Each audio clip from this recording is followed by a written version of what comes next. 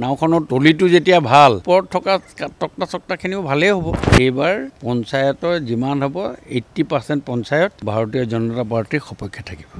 তামোল গছজোপা আগটো মোৰ আৰু গুৰিটো তোৰ আৰু এই তামোলখিনি ছিঙে। কংগ্ৰেছৰ হ'ল এইটো ব্যৱস্থা। তাহাঁতক চব লগে একেলগে চিঞৰবাৰ কৰি ইনকলাব জিন্দাবাদ কৰিলে।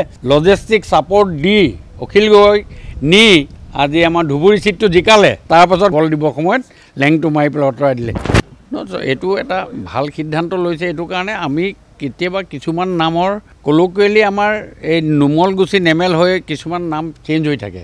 সেইকাৰণে এটা সন্মানপূৰ্বকভাৱে এটা নামৰ ব্যৱস্থা কৰিছে মুখ্যমন্ত্ৰী মহোদয়ে আৰু বৰ ভাবি চিন্তি কৰা হৈছে। আগতেও কৰিছে আৰু আগলৈও এনেকুৱা ধৰণৰ নাম সলনি কিছুমান থাকি যায় কথা সেইবোৰ কথাৰে আমাৰ এই নামটো দিয়াৰ ব্যৱস্থা কৰিছে।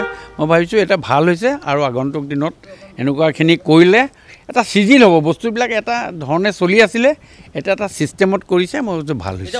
অখিল গগৈয়ে তেওঁ যিখিনি কথা কয় বা কথা আছে তাৰ কথাৰ কোনো তেনেকুৱা ধৰণৰ কিবা যুক্তিযুক্ততা আছে বুলি মই নাভাবোঁ। আৰু সেইবিলাক কথা মানে এনেকৈ ধৰক ফেপেৰি পাতি কথাবিলাক কৈ থকাটো আজিৰ ডেটত বৰ প্ৰাসংগিকতা নাই। ৰাইজেও সেইবিলাক বৰ ধৰণে গ্ৰহণ নকৰে আৰু এইবোৰ কথা ক'ব নালাগে। তেওঁ এজন মুখ্যমন্ত্ৰী হিচাপে এটা ব্যৱস্থা লৈছে।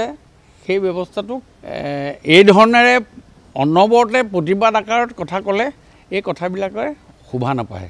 আৰু এই মুখ্যমন্ত্ৰীয়ে গাড়ীখন চলাইছে, ক'ত ব্ৰেক মাৰিব লাগিব, ক'ত গিয়েৰ চেঞ্জ কৰিব লাগিব, এইটো মুখ্যমন্ত্ৰীৰ ওপৰত এৰি দিয়ক না। মুখ্যমন্ত্ৰীয়ে যি ধৰণে কৰে কৰিব।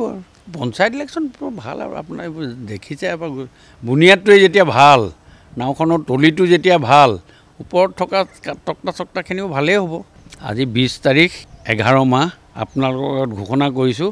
এইবাৰ পঞ্চায়তৰ যিমান হ'ব 80% পঞ্চায়ত ভাৰতীয় জনতা পাৰ্টিৰ সপক্ষে থাকিব। মই ক'লোঁ ন, ভাৰতীয় জনতা পাৰ্টিৰ সপক্ষে থাকিব। চিম্বল থাকক নাথাকক, ৰিজাল্ট ওলোৱাৰ পাছত যিটো ছিষ্টেম হ'ব সেই ছিষ্টেমত আমাৰ লগত থাকিব। এইটো মইতো আগতেও কৈছোঁ যে চিচা ভাঙিলে কেতিয়াবা যোৰা লাগে নেকি? গ্লাছ যে ভাঙিলে তাক যিমান এডিচিভ লগাওক কেতিয়াও যোৰা নালাগে। ভাঙিলে লাগিলে কৰিলে অখিলে গালি দিবলৈ আৰম্ভ কৰিলে। এই বিৰোধী ঐক্যটোতো মই কৈ দিছোঁ যে কংগ্ৰেছৰ আজি ব্যৱস্থাটো কি আছে। আগতে আপোনালোকৰ আগত এই মঞ্চতে মই কৈছোঁ যে দুটা ককাই ভাই বাপেক মৰাৰ পাছত মাটি বাৰী ভাগ কৰিলে। ককায়েককতো অকণমান নকৰা, সেইকাৰণে ভায়েকটোৱে ক'লে দাদা গৰুজনী আগটো তোৰ আৰু পিছটো মোৰ। ককায়েকে খুব দানা খুৱায় আৰু পিছফালত গৰুজনী খীৰায়। তামোল গছজোপা আগটো মোৰ আৰু গুৰিটো তোৰ, তলটো চিকুণাই খুব চাফা কৰে আৰু এই তামোলখিনি ছিঙে। কংগ্ৰেছৰ হ'ল এইটো ব্যৱস্থা। তাহাঁতক চব লগে একেলগে চিঞৰবাৰ কৰি ইনকলাব জিন্দাবাদ কৰিলে। আৰু এই হেৰিত গৈ পেলাই লজিষ্টিক ছাপৰ্ট দি অখিল গগৈ নি আজি আমাৰ ধুবুৰী চিটটো জিকালে। তাৰপাছত গল পোষ্টৰ সময়ত মাৰি দিলে, লেং মাৰি দিলে। গল দিবৰ সময়ত লেংটো মাৰি পেলাই আঁতৰাই দিলে। এইটো কংগ্ৰেছৰ নীতি ভাই। কংগ্ৰেছৰ আজি গম পোৱা নাই সেই নীতিৰে চলি আছে। আৰু যদি তাহাঁতৰ লগত মিল হ'বলৈ যায় কংগ্ৰেছে ইয়াতকৈ ডাঙৰ ফাউল কৰি দিব কিন্তু অখিল গগৈহঁতৰ নিচিনা মানুহক। সেইকাৰণে মোৰ ফালৰ পৰা উপদেশ মই দিছোঁ যে অচিন কাঠৰ থোৰা কেতিয়াও নলগাবা। অখিল গগৈ কংগ্ৰেছ একেবাৰে শুদ্ধ অচিন কাঠৰ থোৰা মই লগাবলৈ মানা কৰিছোঁ। এই অচিন কাঠৰ থোৰাই কংগ্ৰেছে মানে এই দলকেইটা যিকেইটা আছে তাহাঁতক উঠিবলৈ নিদিয়ে, কেতিয়াও উঠিবলৈ নিদিয়ে। এই দেখে প্ৰমাণ হ'লেই নহয় আপোনাৰ বিহালীৰ কথাটোৱে ঘটনা হৈ গ'ল।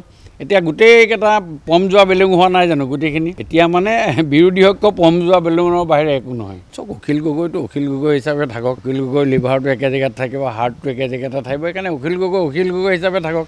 আৰু অখিল গগৈক পাৰিলে শিৱসাগৰ গগৈ কৰি দিলেও বেয়া নহয় বুলি মই ভাবিছোঁ।